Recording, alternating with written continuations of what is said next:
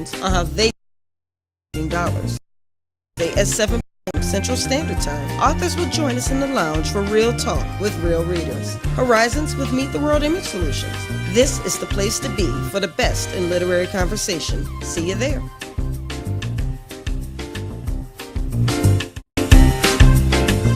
Hey, what's up, readers?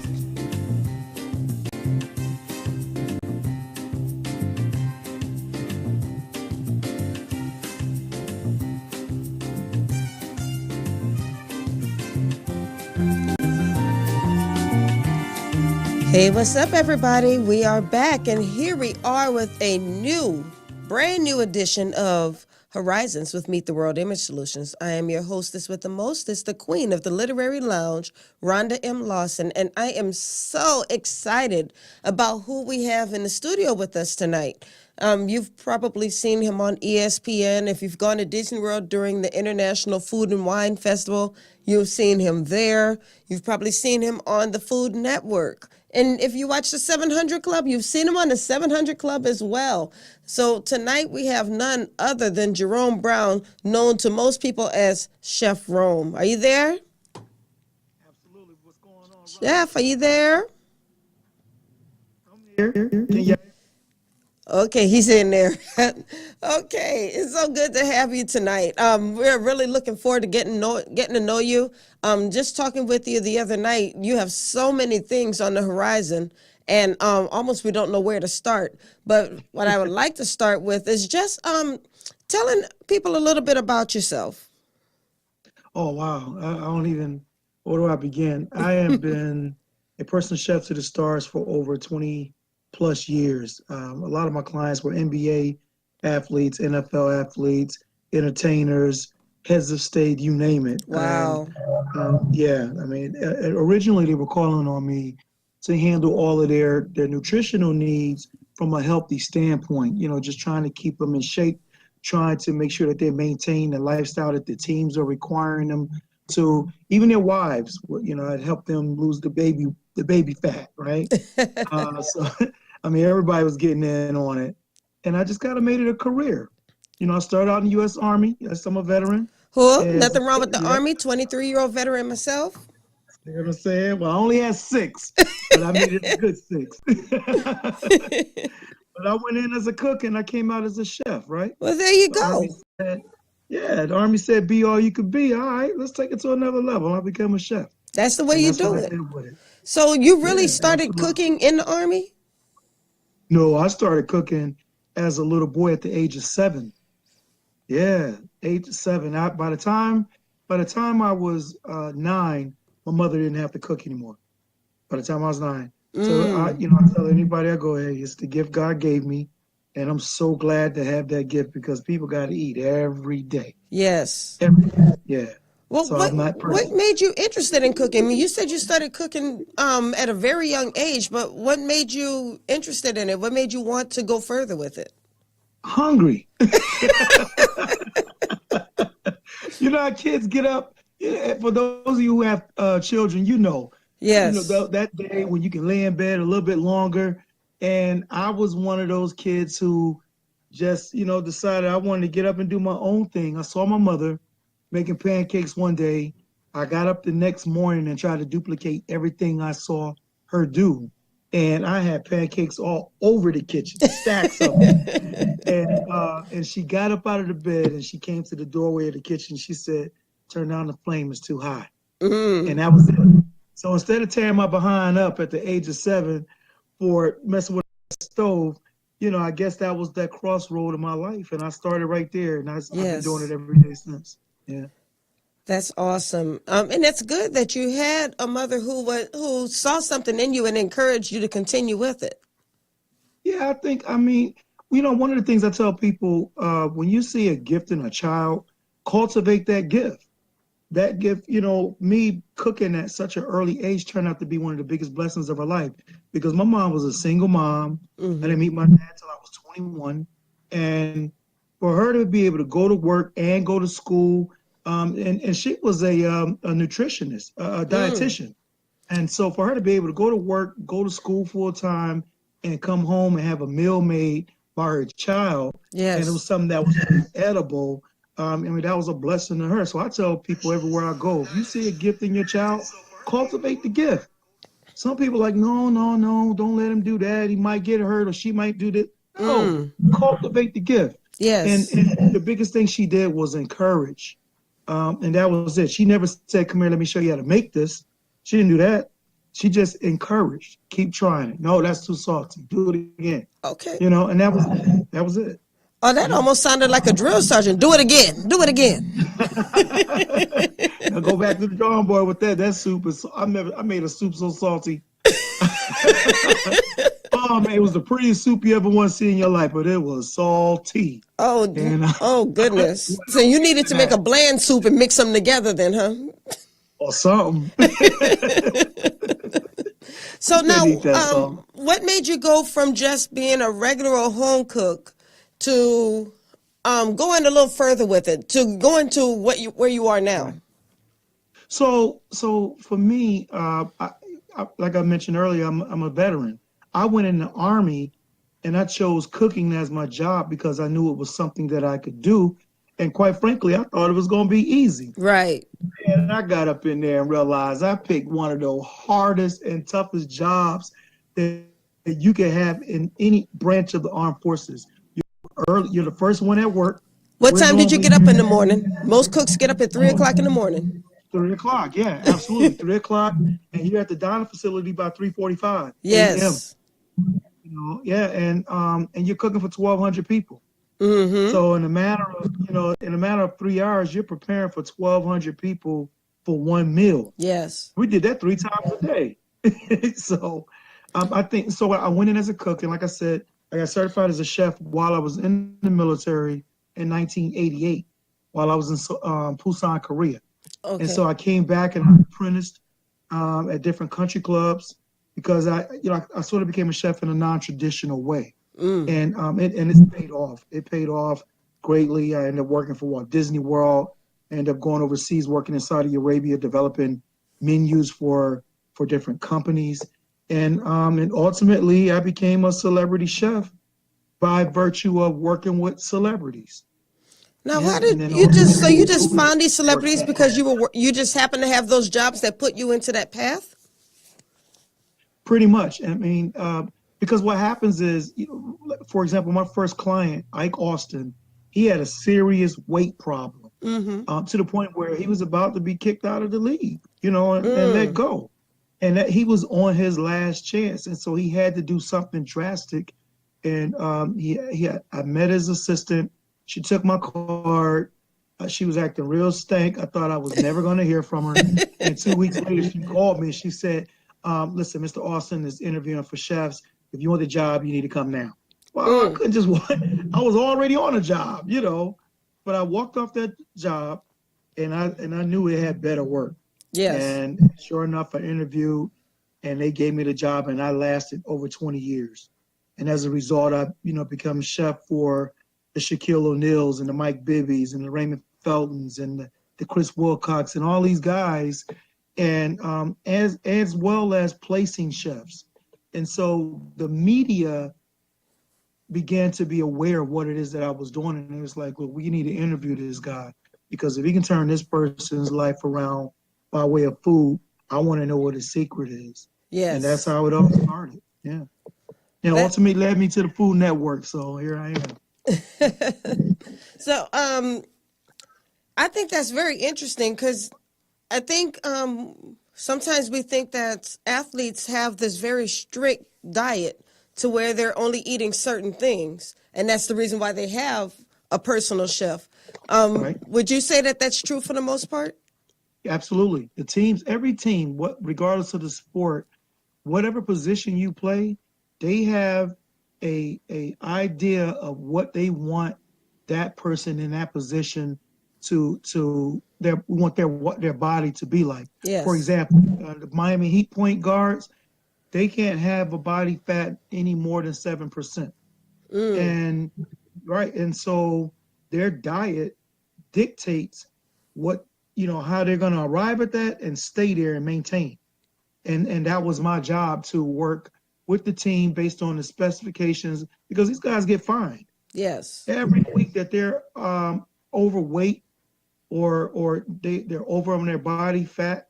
Every week, that's a $1,500 fine, and not Wow. and the closer it gets to the season, it's more than that. So it's not You know, just the so Army who has to watch their weight in order to keep their job. absolutely, Mm. absolutely, you know, absolutely. And in fact, I'm glad you brought that up because I became a part of Michelle Obama's Chefs Move the School initiative, and I noticed how she changed what the military is eating and how they're eating now versus when I was in. You know, when we were in, we sliced, we diced, we made our stuff from scratch. And ultimately, to save money, the government decided to do some different things. Then it was okay, put this bag in some hot water and open it up and pour it in this pan and feed the troops. And I think First Lady just looked at that and said, no, you know, we have some unhealthy soldiers, and this is what we're going to do. We're taking out the sodas. We're putting in natural juices. We're going to go green. We're going to go get back to the old way of doing it, and we're going to Yes. adjust these recipes to fit and to fit what we want our fit military to look like. I mean, it's the same thing in sports. And the same thing is happening with the kids in school. They're also eating better. I mean, there are some schools, if the child does not have their lunch money, the school's giving them a cheese sandwich. Nothing on it but Oh, cheese. it's horrible. It's horrible. There was a school in upstate New York. I won't call the school name. And I went there as part of the Chefs Move the School initiative to basically what it is, you know, we plant a garden and the kids assist with this garden. And we show the kids from a seed all the way up until a full grown whatever, be it potato, tomato, zucchini, whatever it is. This is what you did with your own hands. Yes. And I'm going to come in as a chef and I'm going to show you how to cook this. It did a couple of things. It got kids who will ordinarily not try anything because of the pickiness of, you know, like kids are and can be. It made them want to try because they participated. And ultimately what it does is instill healthy benefits, healthy, a healthy regimen to the kids. And these Right. kids would learn, they would learn something, they would eat something they never would try before because they did it. And we have to attack just that way. We have to deal with the kids now because they are our future tomorrow. If we approach that with them now, they'll teach their kids and they'll teach their kids. And ultimately we'll have a healthier society. And in America, we need it. We You're really right. need it. But I think Yeah. you're fortunate though, because your mother was a dietitian. She was a nutritionist, so she was probably already cooking pretty healthy. And then she encouraged you to start cooking for yourself. Now we have some kids who just may be eating whatever. You know, their Right. parents are letting them eat whatever's in the kitchen. They're probably Right. cooking Right. with a lot of fatty foods and so forth. And so they may not Absolutely. have that same benefit that you had growing up. Listen, that was my benefit, number one, because we couldn't afford McDonald's. We You couldn't have a afford it. point. So, you know, and growing up in New Jersey, you know, I think every now and then we might have hit White Castle, but for the most part, we saw cooking. You know, my mom cooked. My mother was the oldest girl out of 23 children. Wow. My grandparents had 23 kids in North Carolina, one man, one woman. And I talk about it in my first cookbook about how there was always homemade biscuits, was always fresh corn out of the field, tomatoes, wasn't the pesticides. It was, you know, it was the real deal organic. And so, yeah, that's all I saw. That's all I saw. And yeah, I was fortunate in that regard, you know, and if everybody could be so fortunate like that, Yes. not to have 23 kids, but but to see, you know, their parents or somebody close to them in the kitchen cooking, man, it's a win. It's a win for real. Right. Well, we have some questions coming in. I'm going to take a quick break, and then I want to ask some of the questions that have popped up. All So right. I'll just ask you to stand by. We'll be right back in about 2 minutes. We have to take a quick commercial break, and then we're going to get to these questions. You got it.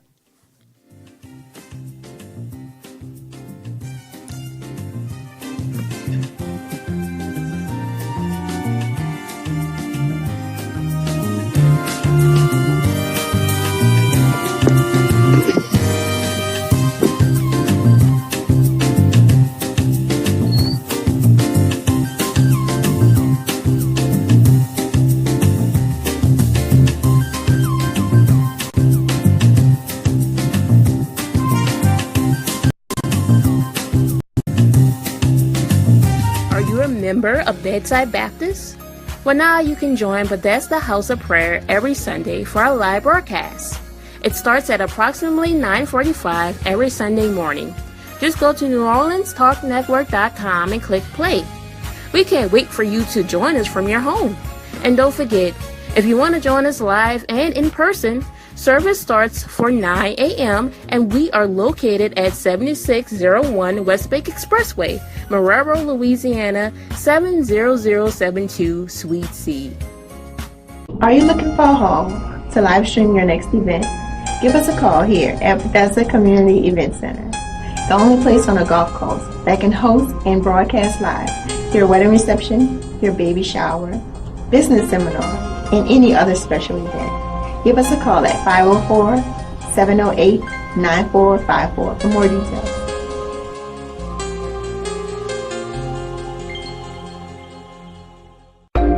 Join in on Mondays from 1 p.m. to 2 p.m. for Breaking the Silence with Dr. Patricia Fry.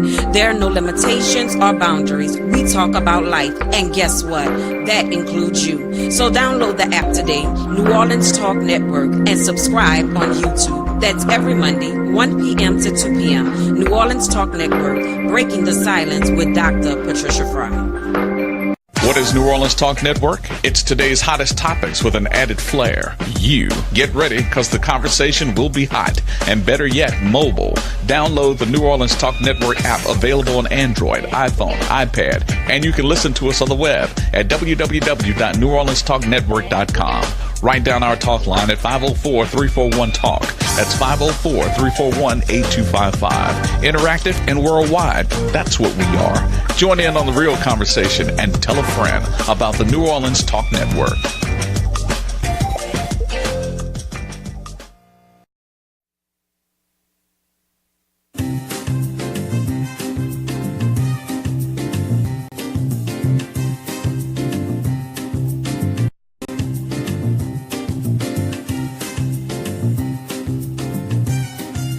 Hello, we are back, and I had a couple of questions actually come in, and they are kind of related, but they're kind of not. So I'm going to ask both questions because I think that you're going to have probably different answers for each of the questions. So the first thing I want to do is let everybody know that we are here with the famous Chef Rome. You've probably seen him in so many different publications as well as TV shows, and so we are very fortunate to have him here tonight. And I had two questions actually come in. One from Diana Riley. She is an entrepreneur chef herself. She has a cookbook that she published called, and I'm going to get it wrong, Diana, so help me out, but it's called Life Lessons from the Kitchen, basically. And what she's done is talked about how different life lessons she's learned as she was cooking, preparing recipes, and so forth. So she wanted to know from you, what is the biggest lesson that you learned this far working as an entrepreneur chef? As an entrepreneur chef, truly to study your craft. Study your craft. All right, one quick second. All right. Okay, there we go. All right, so I'm sorry. Can you start that question again or that answer again? Sure. I said the one main lesson is truly learn and study your craft, but more, just as importantly, study the business of what you're doing as an entrepreneur chef. I think because as chefs, there's so many different avenues that we can travel within to be, as a chef. So in other words, I don't have to be in a restaurant all my life. I can go into research and development. I can go in just hospitality management. I can go into teaching. We can do whatever it is, but be as well-rounded in it as possible and learn the business of it. That's the biggest thing I had to learn. We made a lot of mistakes. And what I try to do is turn those mistakes into lessons. Right. Because you know, people go to school for it, but then life has a way of teaching you some things that school can't prepare you for. And so as an entrepreneur, you know, you're going to learn those lessons. You really are going to learn it. So the more that you can learn up front to avoid some pitfalls, that's the number one thing you might want to do. All right. And she corrected me. The name of the book is called Cooking on Purpose, Life Lessons Learned in the Kitchen. And she's also a veteran. So shout out to those Army veterans. And she's also a Army veteran cook. So shout out to the Army cooks. So she knows what I'm talking about. Yes, she told me. She said she remembers those bags that you were talking about earlier. Okay, now I have another question from Theodosia Drayton Miller. She is also an aspiring baker. And her question was, what is the best advice that you received when you first started out? When I first started out, the best advice I've received, I'm still using that advice, and that's remain teachable.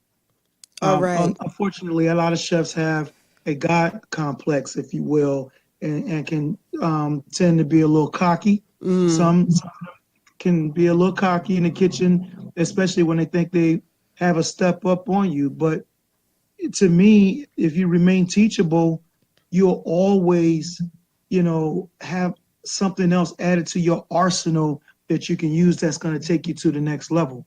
Once you think you've arrived, then you become complacent. And if you become complacent, your food suffers. Yes. And ultimately, the client suffers, and that makes you the biggest loser. Amen to that. And I think that's big. That's even true for authors who are not cooks, because I've seen the same thing many times. As authors, we feel like because we've been in the game for a long time, we've written a certain number of books, that we know it all and we don't need to be teachable anymore. But as long as I've been writing, as long as I was in the military, and as long as I've been doing public relations, I'm always open to learning something new. And I think that's what helps me to stay within the industry. Because if I don't remain teachable, the industry is going to pass me by. Absolutely. Yeah, because there's always changing trends, especially in the kitchen. I remember when I did, because she's a pastry chef, I'll use this example. I remember when I used to make wedding cakes. I wouldn't dream of making a wedding cake right now. I don't have time for the tediousness. I don't want to work with fondant. I don't have the patience for it. And that's why I say God bless pastry chefs, because they put out beautiful work. But man, things have changed so much. And if I wanted to stick with that, then I would have had to take the time to learn that. Yes. And we see some cakes now. Oh man, that's why they make so much money. The ones that are like really out there, that's why they're getting it like that, because there's some real work in that. For real. Y'all can have that. I'm gonna stick cooking. Now, speaking of that, what is your favorite type of food to cook? Oh, let me see. I'm seafood. I would have to say seafood for a number of reasons. But, I have a large palate. The absolute only thing that I cannot eat is bananas. I'm highly allergic to bananas. It's crazy. A lot of people haven't heard of that, but yeah, banana allergy is very real. And then I met a few people that have that same allergy. And, but yeah, I don't know. I think seafood, of course, soul food, that's the roots of where we come from. I love Caribbean. I love a little bit of everything, Greek, everything. Yeah. So now when you're doing these cooking competitions, so to speak, what is your go-to? Well, see, cooking competitions have gotten, for example, World Food Championship, ranked number 8 in the world out of the top 1,000 chefs category. So there is no go-to. It's go-to what's in your brain and how you're going to put a spin on what it is that you're getting ready to prepare, and set before those judges. Cooking Right. competitions nowadays, they eliminate that whole go-to. They know you got that go-to, so they're gonna take the go-to away from you, and let's see how good you really are. That's a good point. That's a Yeah, very good yeah. point. Cooking competitions, they done got smart. All right, now I had another question come in. This is from Renee Livius. Renee, only one of me, Livius. And she says, how do you start healthy eating if you don't cook? How do you what? How do you start healthy eating if you don't cook? You know, Make you're better not. choices. Make better choices. A great example of that, if she's ever heard of the gospel recording artist Byron Cage. I was Byron's chef for about 4 years, and I started with him when he was doing his Live at the Apollo album. And Byron, from the time I met him to the time I started cooking for him, it was a span of 90 days.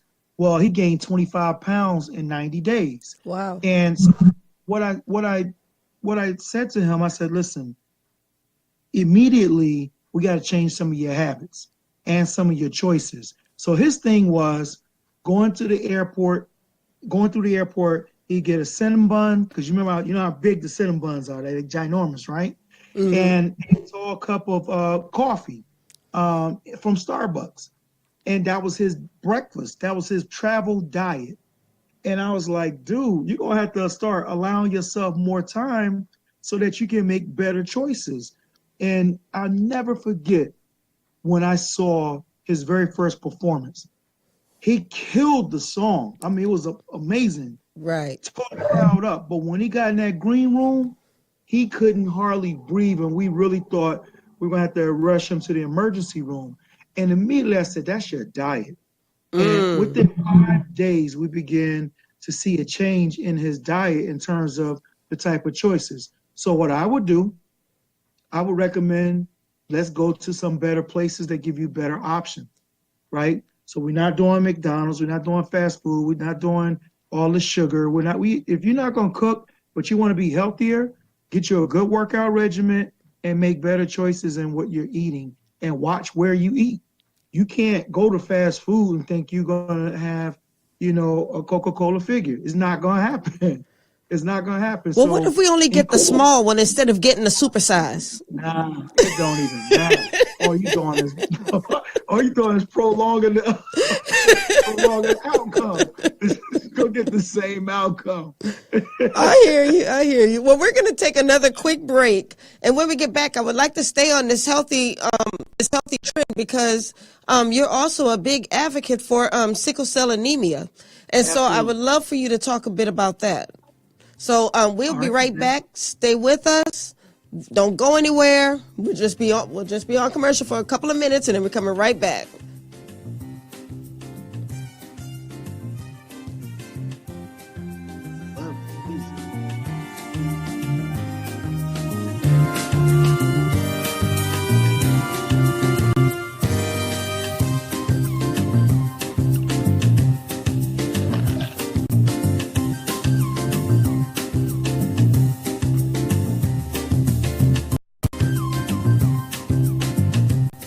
Does a crawfish or shrimp etouffee sound? What about a piping hot cup of gumbo or a catfish platter with soft shell crawfish, catfish, livers, and pickles? And starters. What about if this is getting your mouth watering? Then you need to come to the Praline Connection. Our down-home Cajun Creole-style restaurant has been providing soul food at affordable prices for over 20 years. And our pralines are delicious. We're a restaurant, a gift shop, and a candy shop, all in one. Bring your friends and enjoy an amazing meal today. Come see us at 542 Finchman Street in New Orleans, or check us out online at www.pralinconnection.com, and be sure to like us on Facebook. You can also give us a call at 504-943-3934. Y'all know me, this the people person here. Big homie head. It's your boy Fred. This man, big fan. Right. Listen, we're your host of the New Orleans Talk Network's Fan View. Real fans talk, real sports. Check us out every Thursday night, 6 p.m. What's up, readers and shakers? It's your girl, Rhonda M. Lawson, sending you a personal invite to the Literary Lounge. Tune in to Horizons with Meet the World Image Solutions each Wednesday at 7 p.m. Central Standard Time for the best in literary conversation. Each week, a different author will join us to talk to their most important readers, you. You can also call in to ask your own questions. So don't forget, each Wednesday at 7 p.m., join us in the lounge for Horizons with Meet the World Image Solutions. See you there. Now New Orleans has a choice. Download the New Orleans Talk Network app for your mobile device or listen at www.neworleanstalknetwork.com.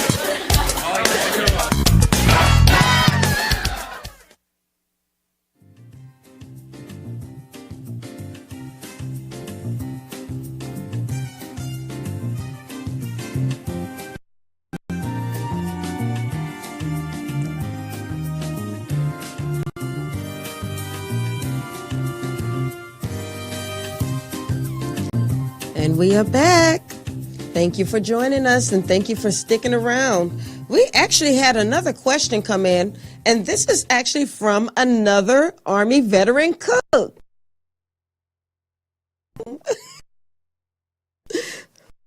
Wendell Randall, he was in the Army. He's retired. He's now working at a restaurant, but he wants to make a transition to something, do something a little different. So his question is, as a company chef, how do I make the transition to personal chef servicing and catering?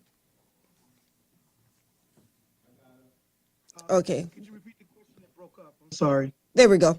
Did you hear the question? No, I heard that Randall wants to do something a little different. Want to transition? Yes, he said, as a company chef, how do I make the transition to personal chef servicing and catering? Well, he basically said it. Oftentimes when you cater events, you expose yourself to all kind of people who are actually able to afford their own personal chefs. And so it's really about networking, putting it out there, letting people know that you're available to do some private things. And that's usually how it starts out. You end up in someone's home just for two people. And people who can really afford to do something like that, typically they're able to, hire personal chefs, private chefs, but catering opens up a lot of doors just like that. You're presenting yourself, you're putting it out there, not just your skill set, but your service. And the number one thing that people, when you're a personal chef, is service. Great food should be a given, but service, I have it in my cookbook. I said, great service is long remembered after a good meal. I'm sorry, can you repeat that one more time, please? I think you cut off a little bit. I said, one of the things I wrote in my cookbook, great service is long remembered after a good meal. Yes. When you present great service, I promise you, people will continue to hire you back, and they'll refer you, and eventually you end up in the right circles, sometimes a lot sooner than later. I used to hire chefs for NBA, NFL clients, and I promise you, when they go, they stay. People who want to be personal chefs, because you're only managing yourself. And you're probably making more money than you were in the actual restaurant. So it just depends on your position. But yeah, absolutely. The catering will actually open up the door for that. But just keep networking and keep putting it out there, letting people know that you're available. And just know who you're talking to. And just know that you'll always have to be on when you're talking. Awesome. I think he liked that answer. All right. Now, I did want you to touch on the sickle cell anemia, what you're doing with that. I'm the brand ambassador for the Foundation for Sickle Cell Disease Research. And what I do as an ambassador is, first of all, just distribute information. Oftentimes people are very unaware about sickle cell and how it affects every nationality, but especially minorities. African Americans, out of all the people that have sickle cell in the world, 60 to 80% of those people are African Americans. Yes. But it does affect all nationalities. So I do live cooking shows. We're working on a cookbook right now to put out that really talks and speaks to those who have the disease about how to eat better to ward off those crises when they come, and to actually recover and actually recover from a crisis as well. The diet plays a major role in that, and people are really unaware. So we're putting the word out there. We're spreading it everywhere we go. I'm talking to people on television, on radio, magazine, you name it. It is a horrific disease, and there's institutional racism involved in it because it doesn't affect some communities as much as it does another. Then there's a lack of help out there, and it's sad that it's like that. The Food and Drug Administration just approved in July only the second drug in the world to help with the fight of sickle cell disease. Wow. And so, only 2 drugs approved. And so, unfortunately, if we don't talk about it and educate, listen, if you have the trait, before you lay down with someone else, find out if they have the trait. Go get tested. Tell them to get tested. If they don't know, tell them to get tested. Because if you have sex with someone who does and y'all make a baby, that child has the full disease. And so it's important to talk, communicate. It's nothing to be ashamed of. A lot of people in the celebrity world who have it, like T-Boz, like Kiki Shepard from the Apollo. We just lost Prodigy from Mobb Deep, who died from sickle cell. I mean, one beautiful thing is people are starting to live longer with it. Before, you were not expected to make it as a teenager. And if you made it as a teenager, you weren't expected to make it into a 21-year-old adult. So we've seen some progress, but we still have a really long ways to go. Wow. Now, we got another question that came in, and I think it's probably along those same lines, because I think that healthy eating, when you have sicknesses like diabetes or sickle cell or other things like that, the diet kind of goes hand in hand with that. So Renee asked another question. She said, what are good foods to eat for lowering diabetes numbers? Well, first of all, if you know how to read the certain things you want to stay away from or add depending on what's going on with your body and the regulatory system. Now, I'm no doctor, but I know from a dietary standpoint, you don't have too many carbs. You don't need that. Breads, anything that have a lot of sugar in it, you don't want to do that when you have diabetes. And a lot of doctors will tell you, go with the fresh vegetables, go with lean cuts of meat, cut down on the animal fat, increase your seafood, increase your fruit intake. Natural sugars are fine. If it's an all natural sugar, something that does not have anything added to it, that will be very helpful and a great workout regimen. I want people to understand when it comes to diabetes, it is not hereditary. Stop saying that. Stop telling people that. That is a lie. It's not hereditary. Just because grandma had it, your auntie had it, and your mama had it, that it's hereditary. No. Yes. Hereditary is those habits. The habits of how you've been eating all along that's causing diabetes. So a great workout regimen and better choices with fresh vegetables, fresh fruit, all natural juices, those things. You can have carbs. Apple, when you bite into an apple, that's a carb. The skin on it is a carb. So that's a good carb. You got to have it. It gives you the various vitamins that your body needs to survive. But you got to have a good workout regimen and make great choices, but stay away from the heavy carbs. All right, so you said natural sugars, and when you mention natural sugars, you're talking about foods that already come with their own sugars, such as fruit, correct? Absolutely.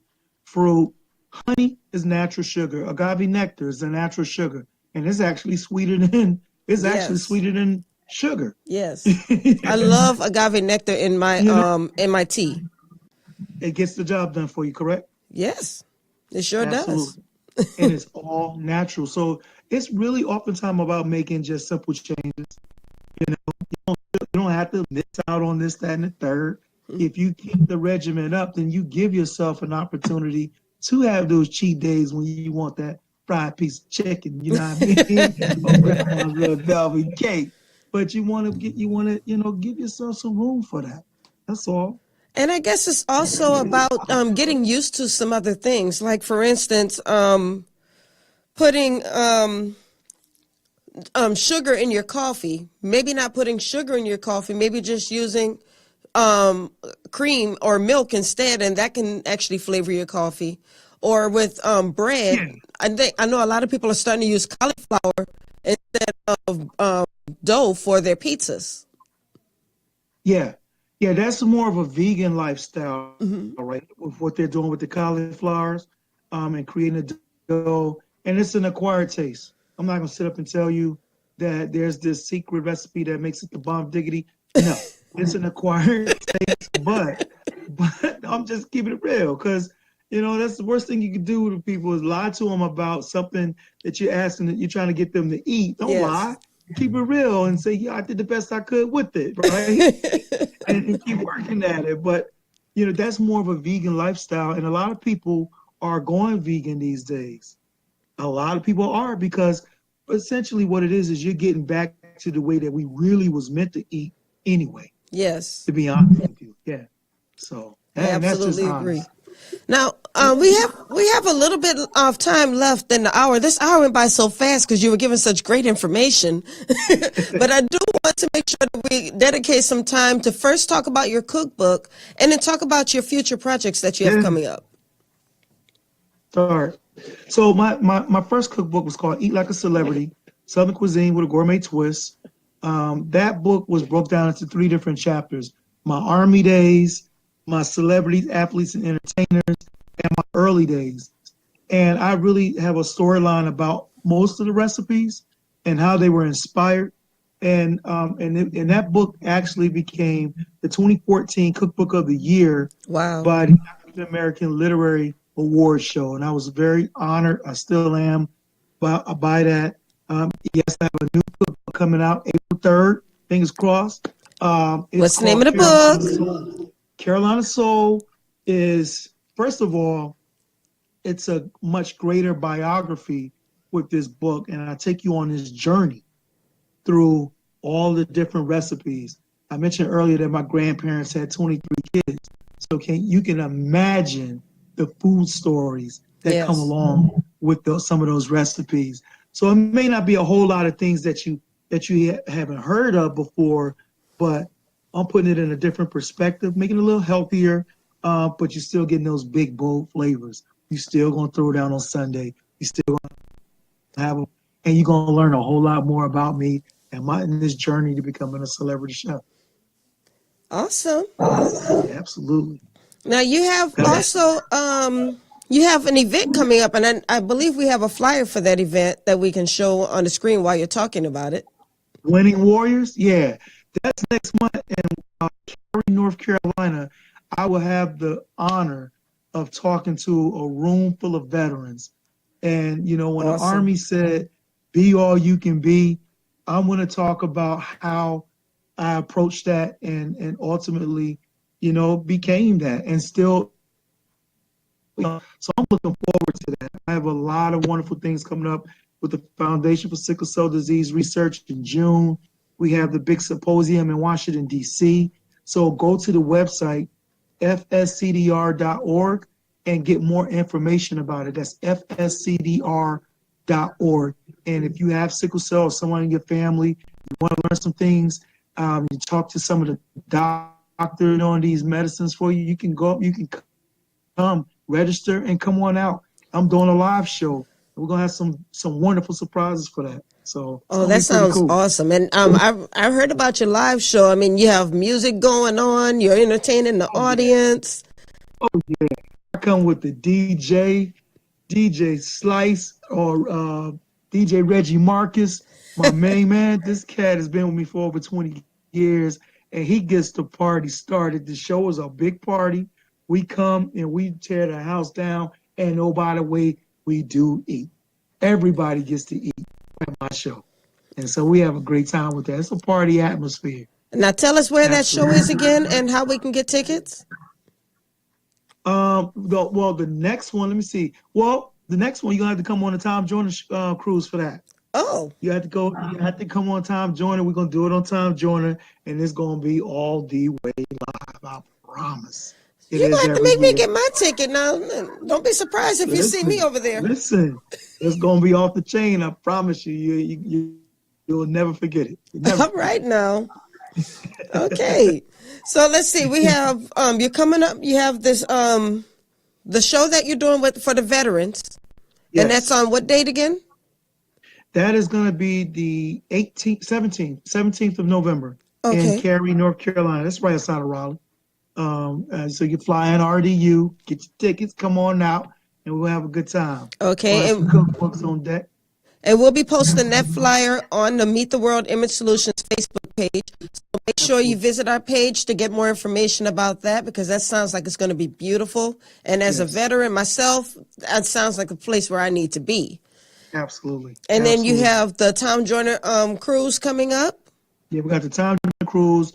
I'm also working on a brand new show, TV show, with none other than the living legend, Big Daddy Kane. More details to come on that. So stay tuned. Yeah, Kane, my dude. So we got some big stuff happening with that. We got all kind of stuff. When the cookbook come out, I promise you, we're going to tour, and we're going to have a party every city we go in. I'm trying to hit it all. Okay, so I'm going to need you to come to New Orleans, right down the street from Yes. Make this happen. Okay, so there's just so much going on. Well, I'm really excited for you, especially the book. Is the book available for pre-orders yet? Not just yet, but I think in the coming weeks, within the next couple of weeks, it should be. Yeah. Okay, wonderful. We'll put it on the website. We'll have it on the website. Yes, So that people yes. will Please know. have it on the Absolutely. website, and we'll also share it to the Meet the World Image Solutions page. And it's that book. Prosperity Publishing. Yeah. Yes. Prosperity Publications, which is Prosperity Publishing, which is one of my clients, a Meet the World Image Solutions client, and I'm so proud of everything Prosperity is doing, and I'm so happy about this union that you have with Prosperity, and I just know that this is going to be awesome. Absolutely. I'm looking forward to it. I'm looking forward to working with you. I'm looking forward to seeing some of these wonderful veterans out here. You know, those of you that have called in with your questions, listen, I can't wait to meet you somewhere in your city. Come up to me and please introduce yourself. I would be honored. Take a picture, sign a book, do something, hang out, play some spades, something. Oh, you shouldn't have said that. You know, we'll play some spades. You play dominoes too? Yeah. No, I watched them bone. Okay, I'm just making sure now. I'm just making sure. We can make that another old school type get together. Right. All that. Now here's the kitty. Oh, family now. Man, I'm still grown folks. We don't do that.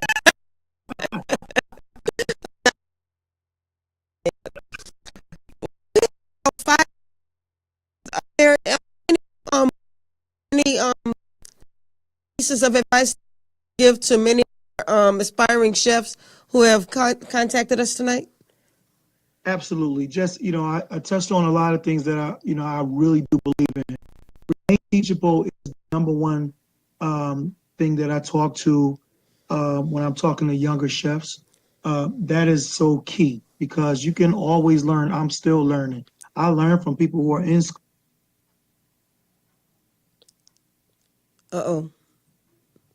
Mentally, we have the opportunity to pay it forward and help somebody else. And those are just some important things that I live by, rules I live by, for real. And nothing wrong with that. Just keep doing what you're doing, because what you're doing is working, because you are inspiring so many different people with everything that you do. And Listen, I really hope one day you get to meet Wendell, because basically you guys have that same background. He started off cooking as a child. He joined the Army, and so now he's looking to do what you're doing now. So one day I hope you guys do get to meet. I hope so, man. I hope so. And anybody can always email me at chefrome@gmail. I do read them, I do respond. And you can always shoot me a question, and I will get right with you on that. So you can Awesome. always hit me up on social media. On Facebook is Chef Jerome Brown or Chef Rome, which is my fan page. I'm on Instagram, Chef Jerome Brown. Hit me up. I respond. I do. It's really me. So we'll chop it up. All right. That's what I'm Always talking available. about. So reach out. You've heard him. He said it right here. He will answer you if you contact him and just ask a question, say hello, pick his brain for some advice. He's there for you. All you have to do is just reach out. That's right. All right. So thank you so much, Jerome, for another day. This has been such a great show. And Yeah. I'm just elated that I had a chance to just not only meet you, but for you to be on the show and to just drop as much knowledge as you dropped tonight. For sure. I mean, that's what it's about. We pay it forward, and wisdom and understanding go hand in hand. So, just trying to do my part in that.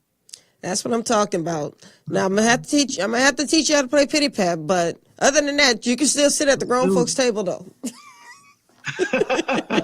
That's right. Come bringing some food with me now. All right. Now you know you can sit at the grown folks table then now. All right. So just before we close off, just a few announcements. For those of you who have not heard, the New Orleans Black History Month Literary Weekend is coming back. We already have our guest speakers lined up. I think we have a flyer somewhere that we're going to throw up. But we have 4 guest speakers who are just looking forward to being a big part of this event. We have Mr. Well Kason, who's going to be coming all the way in from California, who's going to be doing some motivational speaking for our kids. We have Miss Francesca Felder, who is the CEO of Swagger Magazine, and she's looking forward to speaking at the Jazz Brunch. And then we have Miss Felicia Young, who will also be speaking at the Writers' Workshops, talking to the kids. She is the CEO of Higher Minds of Education. And then we have a special treat. We have Miss Rose Enyo Bratcher. She is the first African-American female Zen monk in the city of New Orleans. And she's coming to speak as well. And she has a very powerful word to share. So if you are an author in the greater New Orleans area and you would like to be a part of this, then you can contact us at info@mtwimagesolutions.com. or you can call us at 504-505-5894. Also, what's coming up, we have another Meet the World Image Solutions client who will be, who is Oz Cooper, who is the CEO of Who Dat Steppers of New Orleans. We can go ahead and bring that flyer back up. It'll be up in a second. Yes, that flyer right there. Let's go ahead and bring that one up. There we go. He is having a big event. There are hotels that are blocked, the hotel rooms blocked off. There's going to be some urban swing dancing going on. We're going to be commemorating the Congo Square. And as you know, Congo Square is a very important landmark in the city of New Orleans. It is where the slaves used to all meet on Sundays. They would have marketplaces, they would dance, they would celebrate, and we're going to continue to celebrate that hallowed area. So the flyer is up there. If you want to get some more information about the event, make sure you come out. It's going to be November 24th and 25th. So, and then I also want to send a special shout out to everybody who has supported my daughter, beautiful Lawson, who will be competing at, in the Miss All-American the Miss National All-American Miss Teen Pageant in Anaheim, California. That will be November 21st through the 26th. She is still working on raising money for all of her fees. And so we're going to be doing a raffle. We'll be raffling off Saints tickets to see when they play the Carolina Panthers. Yeah. Tickets. What was that, Rome? You have to get those tickets. Get us some Cowboy tickets so they can see something. We are not worried about no Cowboys in the city of New Orleans. You're lucky it's going to be Carolina tickets. So the Saints will be playing the Carolina Panthers, and we will be raffling off tickets to go see that show or go see that game, and the tickets are only $2 each. So that will be another way where we will be supporting this young lady in her endeavors, getting her out to California so she can do her thing. She did very well in the Louisiana level competition where she won Best Actress. Now she's looking to go even further in Anaheim. So let's get behind her as a city because she will be representing the city of New Orleans. So that's all we have right now. If you have any questions about anything, you can visit the Meet the World Image Solutions Facebook page, or you can go to our Instagram page, and we also have Twitter. So we're on all those social media platforms. And I also want to thank Chef Rome once again for coming out, and you can also find him on Facebook. You can find him on Instagram. Do you have Twitter? Yeah, I'm not a big Twitter guy. I might run into 45 on there. I'm good. Okay, well, go ahead and just look for him on Instagram. I think that was at Chef Rome.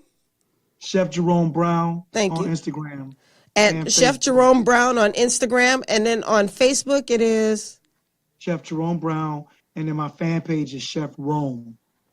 All right. And I think I found 2 of those. So I'm about to go ahead and find that Instagram page, and then we're going to be in the house. We'll be fully connected. Let's do it. It's a special shout out to Prosperity Publishing for all of the wonderful things that you're doing. We cannot wait for you to release Chef Rome's book in April. This is going to be a book to remember. It's not just going to be a cookbook, but it's going to be an autobiography. So you'll get to learn a lot more about the man behind the food. So that's all we have. And it is time to not only end this show, but in the month of October. In the month of November, we are going to have some awesome, awesome things happening. We are going to have guests just coming from everywhere, including the United Kingdom. That's right. We are international people. So join us and watch what happens. So thank you once again for joining us tonight. We will see you next week. Same time, same place. You have a wonderful night and a blessed week. Bye-bye.